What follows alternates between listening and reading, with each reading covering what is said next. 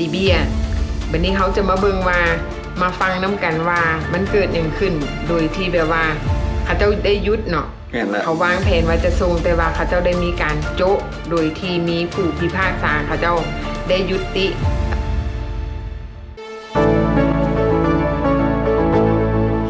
Hello สวัสดีทุกคนสวัสดีแม่บ้านสวัสดีคุณสวัสดี FC ทางในและต่างประเทศเนาะมื้อนี้แม่บ้านมีเรื่องเราอีกแล้วพี่น้องเฮามาโซเลกันเนาะโซเลเรื่องว่านะ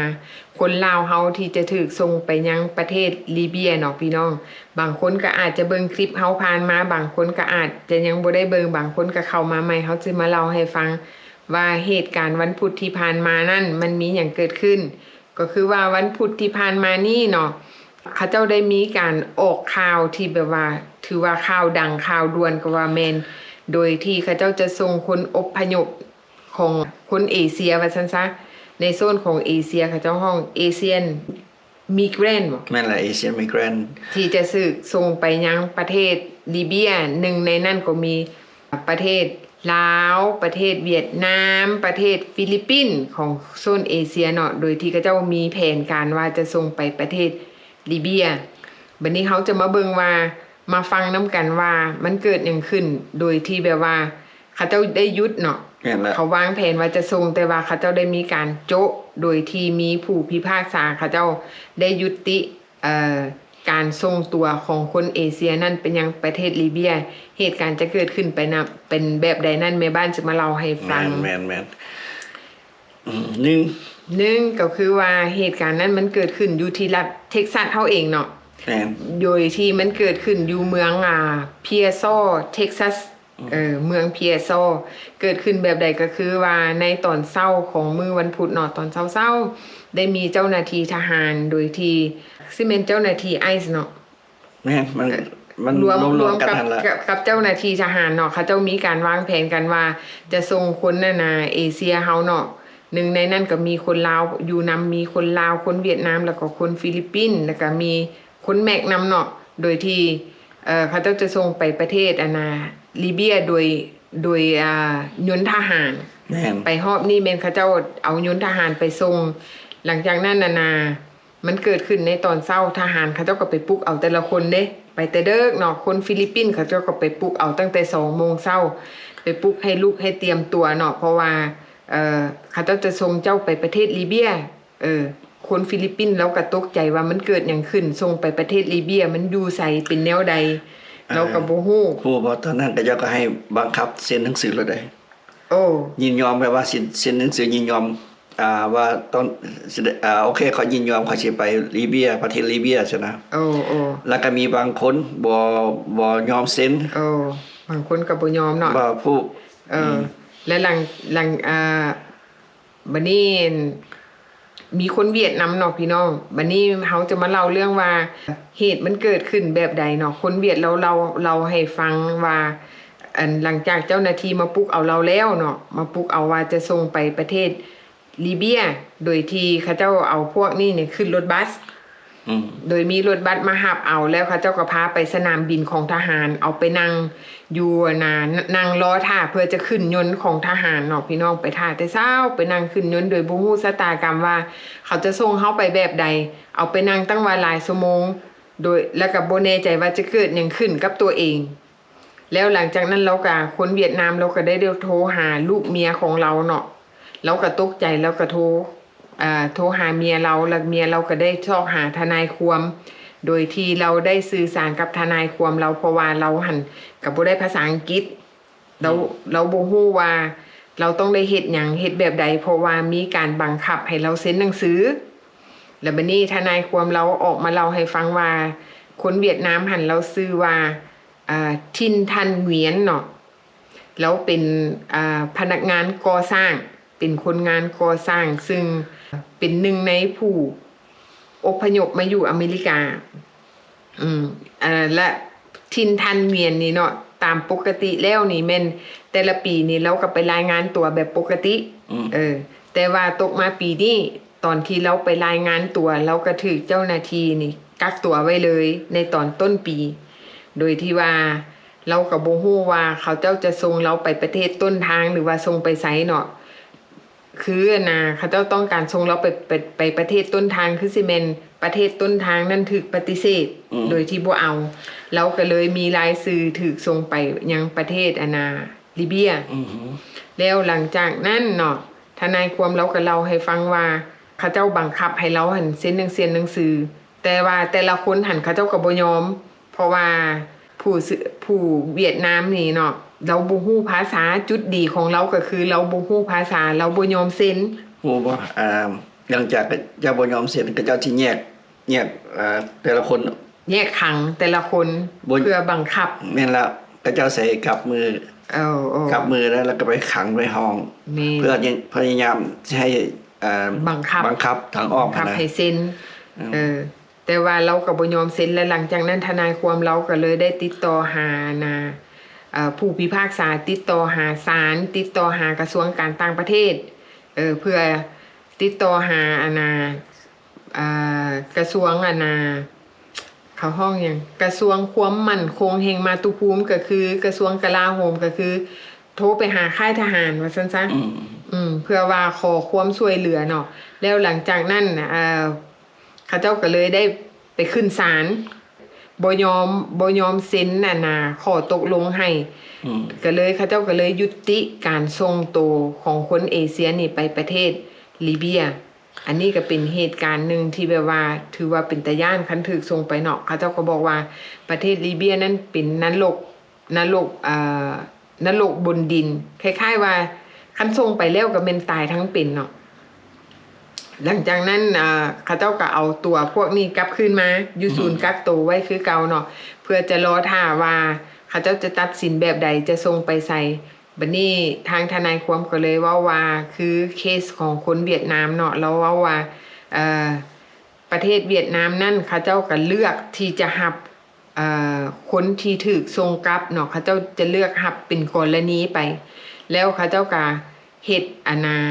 หนังสือออกมาแบบซ่าๆเพื่อให้มันยากขึ้นเพื่อให้การส่งตัวกลับคืนประเทศให้มันยากขึ้นเนาะก็คล้ายๆคือกันกับของลาวเฮาเนาะที่แบบว่าช่วงนี้ที่แบบรัฐบาลเขาเจ้ายังบ่ได้เปิดกว้างที่จะรับเอาคนที่ถูกในประเทศกลับบ้านนะเขาเจ้าก็จะรับเป็นกรณีไปบางคนก็บอกว่าโอ้เป็นหยังคือแบบว่าสิว่าแนวใดกลับเองได้บ่นะมันก็กลับเองยังบ่ทันได้เพราะว่าทางการลาวเขาเจ้ายังบ่ทันได้เปิดกว้างเพิ่นก็รับเป็นกรณีไปคือกรณีของเคสคือของคนเวียดนามนี่เนาะเขาเจ้าก็รับไปตามแต่ละกรณีแต่ละเคสว่ากรณีแบบใดควรรับกรณีแบบใดที่เขาเจ้าปฏิเสธอันนี้ก็เป็นเฮาก็มาเล่าข่าวให้ฟังว่าอันนี้แม่น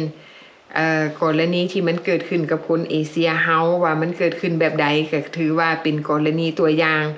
บัดนี้คือสมมุติว่าคนใดที่มีรายชื่อใน 4,850 คนนั่นเนาะติดต่อหาลอเยอร์ไว้ล่วงหน้าก็เป็นการดีคือกรณีคือคนเวียดนามนี่เนาะเมียเราสามารถติดต่อหาทนายความแล้วเขาเจ้าก็มายุดในการส่งตัวกลับบ้านน่ะได้ทันบัดนี้คือคนลาวเฮาเนาะติดต่อลอเยอร์ไว้ล่วงหน้าก็เป็นการดีคือกรณีที่แบบว่าเขาส่งเฮาไปประเทศที่แบบว่าเฮาบ่ฮู้หรือว่าประเทศที่แบบว่ามันทรหดประเทศที่เป็นตาย่านว่าซั่นซะกรณีฉุกเฉินได้แบบนี้กรณีเป็นกรณีฉุกเฉินก็เฮาก็ถือว่าลอเยอร์ของเฮาซอยเฮาได้ที่ยุดบ่ให้ส่งไปประเทศที่3บ่แบบประเทศลิเบียเป็นสินะเฮามีไว้ก็ดีเด้อแ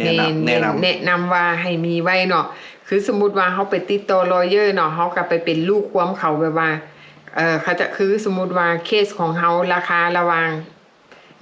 ที่เขาเจ้าหักเคสของเฮาเนาะ500 5,000เฮากระจายไว้ก่อนเพื่อว่ากรณีเฮาบ่ฮู้เหตุการณ์ในล่วงหน้าว่ามันสิเกิดหยังขึ้นกับเฮาเนาะเพราะว่าเฮาก็ติดต่อไว้ล่วงหน้าคันสมมุติว่ามันเกิดกับเฮาแล้วเฮาจึงมาซ้อหาลอเยอร์คือตอนนั้นมันบ่ทันคือกรณีคือเท่าเฮียนนี่แหละเนาะคือเราก็คือซีเมนมีลอเยอร์ไว้ก่อนหน้านั้นแล้วเพราะว่าเมียเราโทรหาลอเยอร์แล้วเราก็ติดต่อหาลอเยอร์เขาเจ้าก็มาซอยได้ทันเวลาแล้วก็มีความโชคดีของเขาเจ้าก็คือ1โทรหาลอเยอร์ได้กรณีที่2ยนต์เพ เครื่องบินมีการคัดข้อง แมว บังเอิญมื้อนั้นเครื่องบินของทหารมีการคัดข้องเนาะเฮ็ดให้มันซักซ่าการส่งตัวนะมีการซักซ่าเฮ็ดให้มันดีเลย์ออกไปถือว่าเป็นการยืดเวลาออกนะแม่นถือว่าเป็นการทวงเวลาว่าซั่นซะทวงเวลาไปในตัวโชคดีหลายเนาะถือว่าโชคดีเนาะอันนี้ก็เป็นอีกกรณีนึงที่เฮามาเล่าให้พี่น้องลาวเฮาได้ฟังได้เตรียมตัวอันนี้ก็เป็นบทเรียนคือกันได้เนาะแบบว่าที่ให้เฮารับรู้ว่า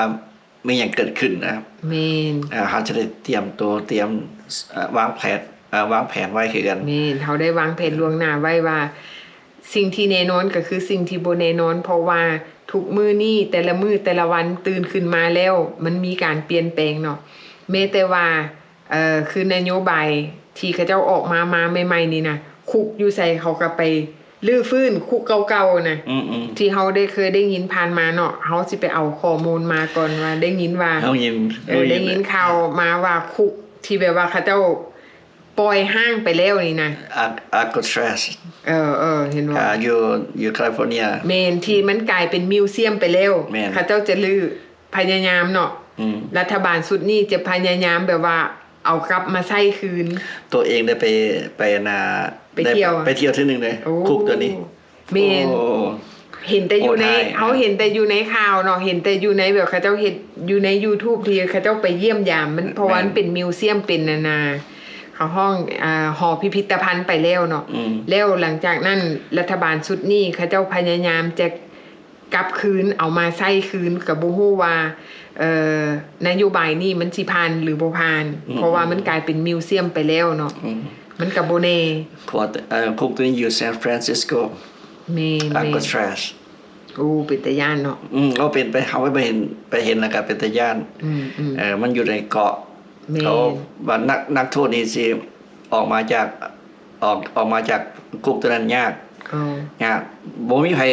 ครรอดบ่มีบุญบ่ได้ไปบ่พวกที่สิลักหนีจากคุกนี่นะอาจจะบ่รอดแม่นก็คือว่าคันผู้ใดบ่โหดร้ายที่สุดในโลกเป็นพวกก่อการร้ายที่สุดจึงได้ไปคุกนี่แม่นสำหรับอันนี้คุกนี่เป็นคุกที่แบบว่าโหดร้ายเป็นพวกที่ก่อการร้ายที่สุดจึงได้ไปคือคนแบบว่ากรณีแบบว่าค่ายาเสพติดบ่หรือว่ากรณีที่บ่หนักหนาสาหัสต่อการที่แบบว่าทำลายประเทศชาตินะก็คือสิบ่ได้ไปอันเนี้ยเฮาก็เบิ่งไปติดตามนำกันไปเรื่อยๆติดตามไปเนาะเพราะว่าอันนี้มันข่าวที่แบบว่าเขาเจ้าเอามาข่าวนำเสนอเนาะแต่ว่ามันจะเกิดขึ้นจริงแท้แน่นอนนั่นเป็นแนวใดเฮาก็บ่สามารถฮู้ได้อันนี้เป็นเพียงแต่คำว่าข่าวแม่นคำว่าข่าวมันอาจจะเป็นจริงหรือมันอาจบ่เป็นจริงเนาะเฮาก็ไปค้นคว้าเบิ่งตืมเนาะพี่น้องคันผู้ใดฮู้ภาษาอังกฤษเฮาก็ไป Google เบิ่งแม่นอันนี้ก็เป็นเฮามาโซเลกันเรื่องเขาเจ้าทรงกลับเนาะพี่น้องเนาะเอาไว้คลิปหน้าเนาะถ้าหากว่ามีหยังใหม่ๆเฮาก็จะมาเล่าสู่พี่น้องฟังใหม่อันนี้ก็เป็นเหตุการณ์ที่หลังจากมันเกิดขึ้นผ่านมาแล้วเฮาก็มาเล่าสู่กันฟังว่า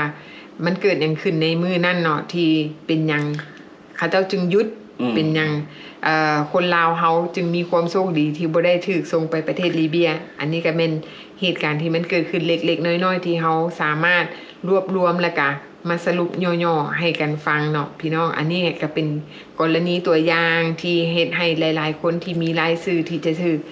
ในประเทศออกจากสหรัฐอเมริกาฟังไว้เป็นบทเรียนฟังไว้เพื่อเตือนสติหรือว่าฟังไว้เพื่อการเตรียมพร้อมเตรียมตัวเตรียมใจเนาะพี่น้องอันนี้เฮากระจุกเพียงเท่านี้เนาะพี่น้องเนาะกันเราเพียงเท่านี้พอหอมปากหอมคอเจอกันคลิปหน้าเนาะโอเคบ๊ายบาย